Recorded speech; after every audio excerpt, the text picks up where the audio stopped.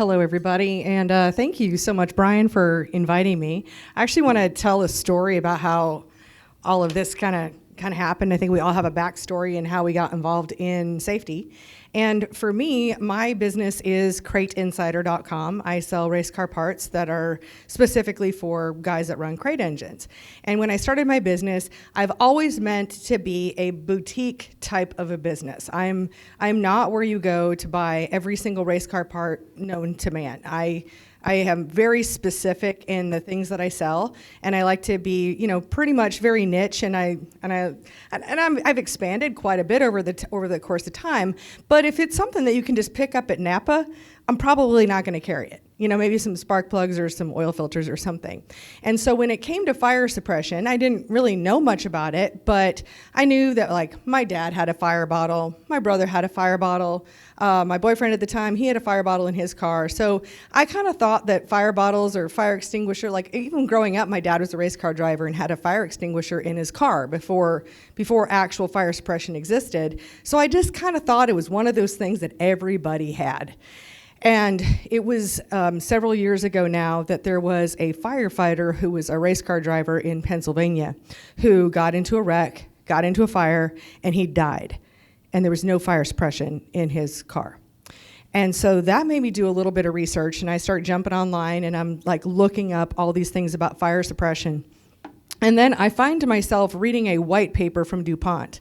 And I'm thinking to myself, yeah, I'm way deep in this rabbit hole, and this is not something that most racers are probably going to do. I'm not finding this information very easily. So I called up Fire Bottle, I became a dealer, and then when I became a dealer, I'm also known for doing videos, so I shot a video.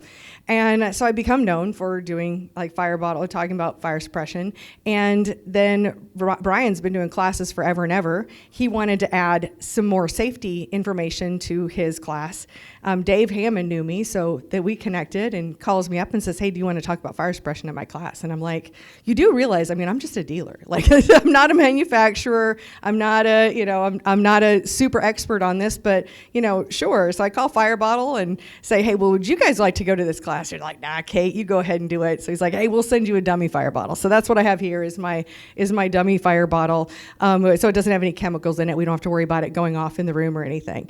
But when it comes to fire suppression, what I've learned is that there are three areas of the car that we want to protect. We want to protect, obviously, the driver is the very most important aspect of the whole situation that we want to protect.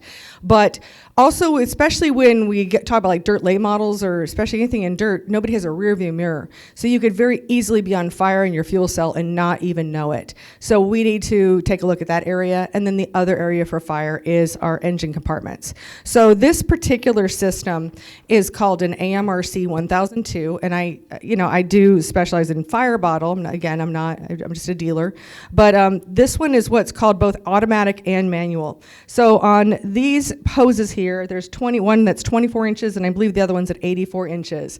And inside of here, and you guys can pass this around and check it out, but there's a little glass cylinder in here, and this is designed to automatically brake at 170 degrees. So if this hits 170 degrees, it's going to go ahead and set off the whole system, and wherever you have these nozzles is where the chemical is going to spew out. Now, it's not a foam, like when you think of a fire extinguisher and thinking of foam, it is a gas, and the way it works is it displaces the oxygen in that area, because one thing about fire is it needs oxygen to burn. And so this displaces the oxygen, and it actually takes 5 times more oxygen for a fire to move forward versus a human to breathe. So, but just by displacing the oxygen, we're not going to kill the driver by that. Gives us a little bit of time. So with this particular system, it has 2 automatic nozzles. You would normally put one at the engine compartment, or one at the driver and one at the fuel cell, because especially with the fuel cell situation. And then it also has more nozzles that you can add, that you can pull a cable, and then that will set off the system. And so it is really important with, obviously, I'm sure, with anybody here who's been harmed by fire, yeah, you're gonna spend about $1,000, but it's a lot cheaper and a lot less painful than going to a hospital or being in a helicopter, emergency room. I'm sure anyone, I think Chad, there's absolutely no doubt, that you would want to do that. So any questions about fire suppression? And when you talk about mounting it, actually Ben Baker is really good when it comes to that. I know Matt Henderson here, he's got some great tips about more of the mounting. I'm just giving you the kind of overview. If I don't know if anybody has any questions about fire suppression. Wow. I was so thorough that all questions have been answered before they were asked. Yeah. No, I'm kidding. But anyway, yeah, you guys are welcome to, I can set this, this is going to be up here, so feel free to check it out and take a look at those little glass cylinders. And I will be in the Crate Insider booth for the duration of the show, or I'll try to be. I'm also happen to be the organizer for the Cars Racing Show, so I kind of end up all over the place. But if I can help in any way, go ahead and let me know. All right, so I'm going to hand things back over to Brian. Okay.